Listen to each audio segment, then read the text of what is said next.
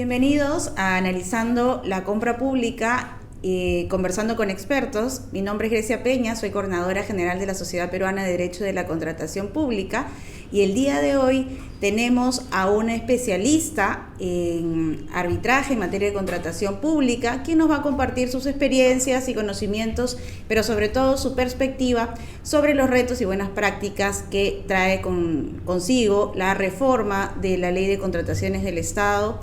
Ella es la doctora Silvia Rodríguez Vázquez, es abogada por la Pontificia Universidad Católica del Perú, con estudios de maestría en Derecho Civil por la misma Casa de Estudios. Cuenta con un diplomado de posgrado en Derecho de la Construcción por la UPC, es secretaria general de Arbitraje, Conciliación y Dispute Boards del Centro de Análisis y Resolución de Conflictos de la PUC desde el año 2001. Ha gestionado y liderado la supervisión de más de 5.000 arbitrajes de la Unidad de Arbitraje de la PUC. Tiene a su cargo el Servicio de Junta de Resolución de Disputas del CARC-PUC. Es auditora certificada del Sistema de Gestión Antisoborno ISO 37001, cuenta con un diploma en obra por impuesto, es docente de formación continua en el Centro de Análisis y Resolución de Conflictos de la PUC y lidera la organización de las diferentes ediciones del Congreso Internacional de Arbitraje organizado por dicho centro desde el año 2007. Doctora, sea bienvenida. Muchas gracias por la invitación a la sociedad, a ti Grecia, por supuesto también a Renzo, por esta oportunidad de estar acá presente y conversar sobre este mundo fascinante que es el arbitraje. Perfecto. Cuéntenos un poquito, a partir de la entrada en vigencia de la ley, de la nueva Ley General de Contrataciones Públicas, ¿qué cambios usted ha advertido que trae la nueva ley en materia de solución de controversias, específicamente seguramente el arbitraje o dispute board que usted lidera en el Centro de la Católica? Gracias. Sí, es una pregunta interesante porque si uno ve desde la ley 32069, le parece lógico de repente que las instituciones arbitrales, los centros de administración de Junta de Prevención y Resolución de Disputas, sean aquellos que organicen y administren ese tipo de mecanismos.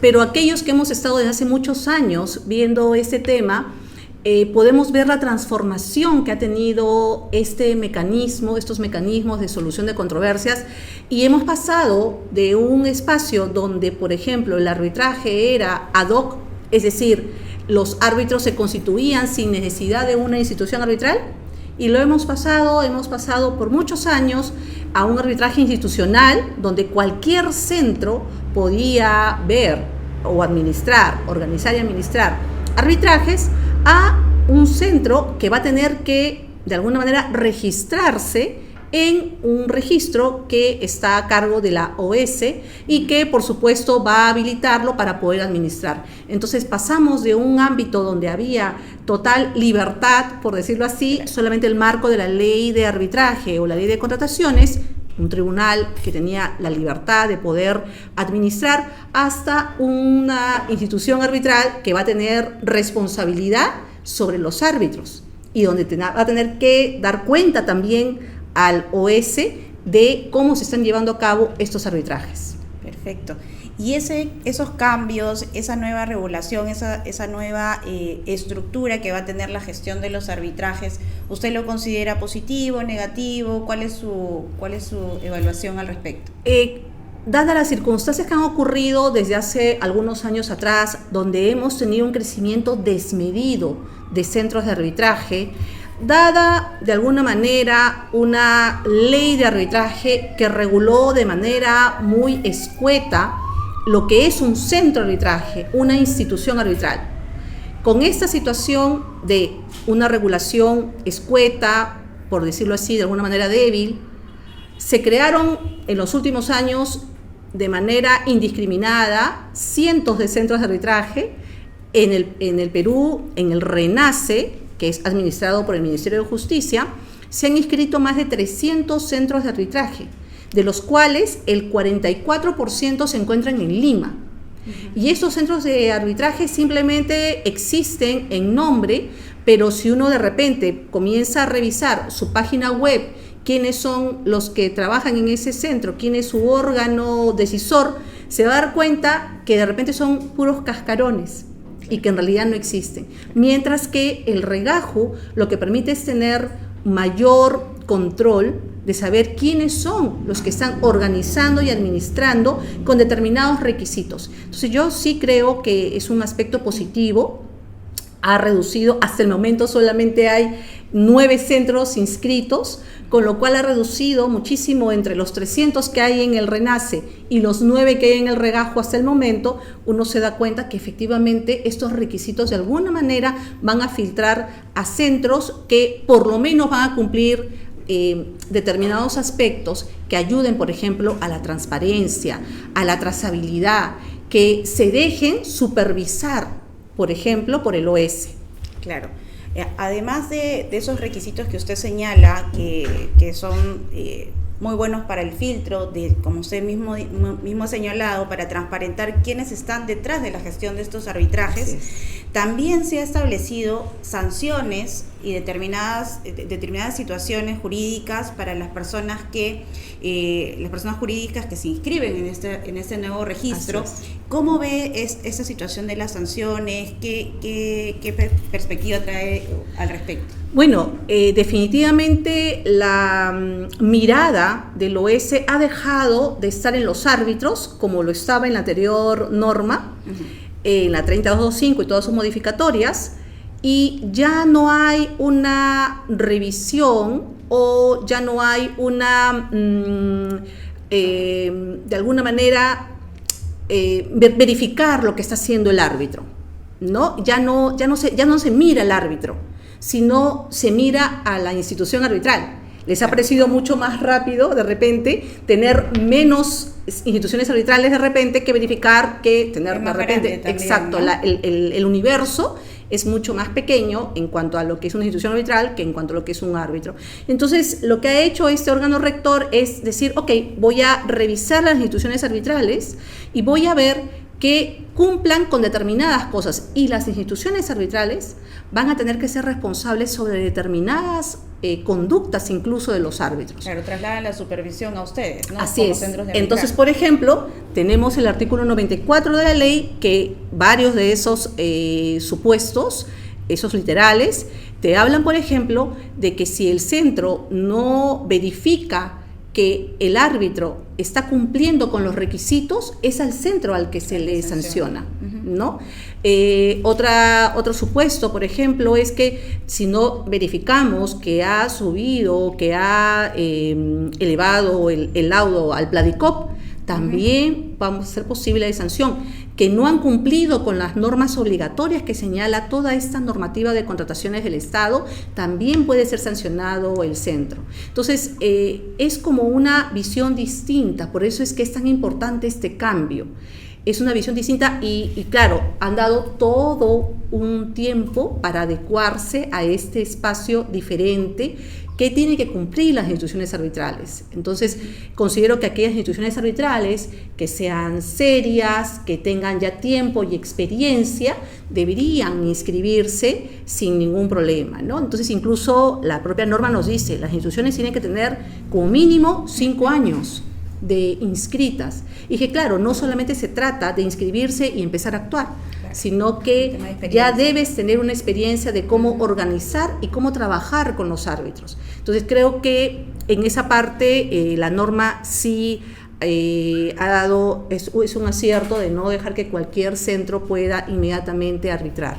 Perfecto, es excelente la precisión que usted hace porque como bien ha referido, la norma ha trasladado este aspecto de supervisión a las instituciones arbitrales y ya dejó o va a desactivar el RNA y ahora va a pasar a ustedes a hacer ese filtro de parte de los árbitros. Cuéntenos, actualmente la norma, ¿qué requisitos trae para poder ser árbitro? Para que algún profesional, ya sea abogado o ingeniero, pueda, o tal vez otra profesión, pueda acceder a ser árbitro. Ese también es un cambio bastante radical. Lo primero que se dice es, por ejemplo, que el título, o sea, es un profesional el que tiene que ser árbitro, el título tiene que estar inscrito en el SUNEDU. Este primer requisito, al parecer, cualquiera lo podría cumplir, pero recordemos que los profesionales también pueden ser en extranjeros. Es más, Tenemos árbitros extranjeros que ya han tenido años trabajando en el sistema de solución de controversias de la contratación pública. Y lamentablemente aquellos árbitros extranjeros, por más que tengan experiencia, al no tener su título inscrito en SUNEDU, ya no van a poder continuar trabajando en este ámbito, ¿no? Claro. Podrá ser de repente en otro régimen que se tiene también en temas con el Estado, en arbitraje con el Estado, pero no en contrataciones del Estado, salvo que revaliden. Podrían revalidar, es todo un procedimiento, lo podrían hacer. ¿Es solamente para ser árbitro o también para ser presidente? Es solo para ser árbitro. Entonces ahí la norma ha sido... general, entonces. Exactamente. O sea, si tú no eres un profesional que tiene su título inscrito en SUNEDU, no puedes ser árbitro.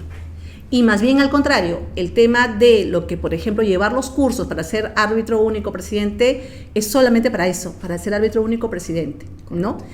Entonces, ese es el primer requisito que se tiene sobre el tema de la inscripción en SUNEDU. El segundo requisito también es tener 3 años de experiencia. Entonces tú dices, ok, 3 años de experiencia, ¿pero en qué? Entonces, la norma lo que dice es en el sector público, en haber desempeñado funciones en contratación pública. Entonces, no cualquier funcionario va a poder decir, yo tengo 20 años trabajando en el sector público y puedo ser árbitro. No, tiene que ser 3 años en temas de contratación pública.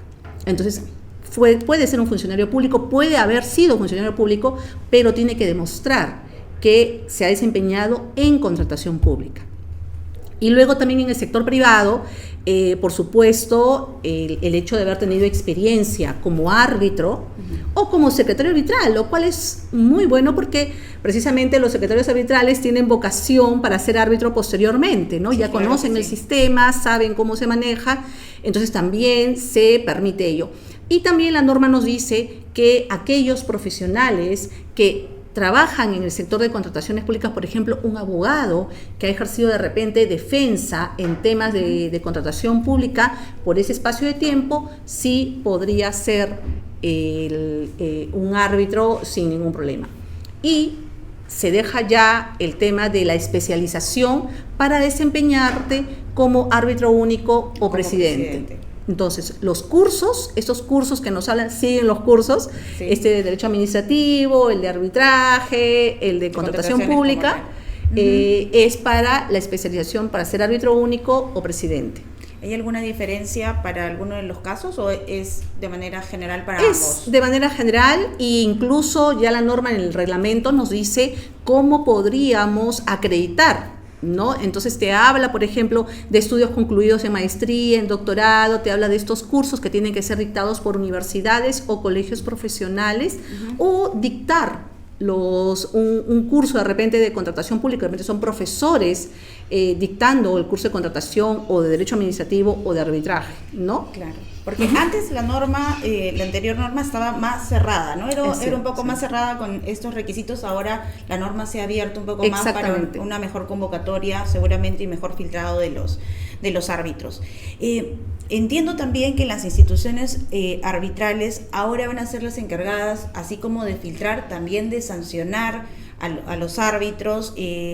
¿Cuáles serían estas causales por las cuales podría sancionarse a un árbitro en el ejercicio de la función como tal? Bueno, por ejemplo, lo que mencionaba anteriormente, ¿no? El hecho, definitivamente tenemos un código de ética que se tiene que cumplir y que es una tabla que incluso está en la normativa y que uno tiene que cumplir para evitar ser sancionado, ¿no? Pero, por ejemplo, si alguien no cumple con subir al Pladicop el laudo, está faltando a un principio de transparencia. Entonces, este principio de transparencia es protegido por la normativa de contrataciones del Estado y es una causal para ser sancionado de alguna manera por los códigos de ética, ¿no? Nuestro código de ética tiene esa causal y podría seguir siendo sancionado y posteriormente, si sigue acumulando ese tipo de conducta, puede ser de alguna manera también de repente expulsado, ¿no? de la nómina de árbitros, ¿no? Hay otras sanciones que podrían darse, también hay otros supuestos de infracción, efectivamente, de repente algún tema de conflicto y no haber revelado correctamente, y bueno, como les digo, una serie de situaciones que pueden darse y que al final pueden ser sancionadas, ¿no? Claro. ¿Alguna perspectiva general respecto de la ley de contrataciones y, bueno, la regulación que trae consigo para el tema del arbitraje? ¿Alguna perspectiva general, algún comentario general final que nos pueda dar? Sí, lo que yo creo es que definitivamente es un paso que se ha dado hacia adelante. El primero, cambiar la perspectiva de hacia dónde debe ir el arbitraje, es un arbitraje institucional, esta vez ya habilitado a través del OS con una supervisión, y también se han hecho cambios en el propio proceso, en los propios desarrollo de actuaciones arbitrales, que está permitiendo que de alguna manera se desarrolle mucho más rápido. La única cuestión que creo que se puede perfeccionar, y espero que puedan ver este podcast las personas que ven este tema del reglamento, ahí hay una situación que se ha presentado sobre el hecho de que se sancione a una institución arbitral, imagínate con el retiro del regajo, o de repente la exclusión del regajo. Lo que te dice la norma es que se le retira, ya no puede recibir ningún arbitraje, por ejemplo, pero también vas a tener que entregar todos estos procesos que uno está administrando, lo va a tener que entregar y llevárselo a otra institución arbitral, y que lo van a tener que hacer las partes. Entonces yo creo que eso es un poco peligroso, porque precisamente las partes han querido avanzar con su arbitraje. Entonces me queda clarísimo que si una institución arbitral ha actuado de tal manera que ha sido suspendida o de alguna manera le han inhabilitado, ¿no? Retirada, está bien, se entiende claramente de que ya no puede recibir más, pero el problema se le está haciendo daño a las partes. Y claro, retirar todos los arbitrajes, que puede ser 2 o 3 o 1, o puede ser, por ejemplo, nosotros tenemos más de 600, 700, 800, incluso ahorita estamos en 900 en trámite, podría generar un problema, una afectación para las propias partes que se ven problematizadas de tener que cambiar de centro e ir para otro centro de arbitraje, para otra institución arbitral. Entonces yo creo de que, es más, esto lo dice el reglamento, pero la ley te habla solamente de que no pueden recibir más procesos, más arbitrajes. Claro, entonces, claro, hay un límite. Entonces, claro, tiene razón, porque ha sido sancionada, ya no puede recibir más, pero lo que tiene lo puede seguir administrando y terminando la administración. O por último, debería haber una especie de supervisión si es que ha habido pues una causal muy grave, alguna situación pues de corrupción, de repente habría que retirarlo ahí, ¿no? Pero si es algo que ha pasado por reiterancia, alguna situación que no llega a esos límites, pues debería haber una supervisión de por medio para que se llegue a terminar esos arbitrajes. Entonces yo creo que es bien delicado eso. Las partes han confiado en el sistema arbitral, en el arbitraje, para resolver sus controversias. Entonces el hecho de que una institución arbitral se vea lamentablemente involucrada en algún problema administrativo, como es que te deshabiliten, claro, o te inhabiliten, genera pues este problema para ellas, ¿no? Y yo creo que sí debería repensarse eso o seguir lo que dice la norma. Y yo entiendo, hay situaciones que pueden ocurrir de conflictos de interés, de corrupción, que pueden haberse dado, y claro, en esos aspectos sí habría que de repente decir te retiro los arbitrajes, pero si ello no fuera así, simplemente con una supervisión de por medio debería terminar los arbitrajes que está organizando y administrando, a fin de evitarle un mayor daño, un mayor problema a las partes, sí, ¿no? A partir de lo que usted dice también surge una interrogante, ¿no? En el caso de que, como usted señala, el OCE o el OS ahora ha dejado un poco las bases sin señalar cuál es la institución arbitral a la que se va. Ahora, ¿cómo se aplicará ese tema de la selección del centro de arbitraje? Si hay una cláusula que establece un centro específico, ¿cómo se tendría que llevar a cabo ello, ¿no? También es un interrogante que surge, ¿no? En cuanto a las instituciones arbitrales, yo creo de que definitivamente no debe haber un límite. No debe haber un límite, uno nunca sabe cuántos arbitrajes va a tener. Va a depender de la capacidad y obviamente de la organización, por eso es tan importante los ISOs.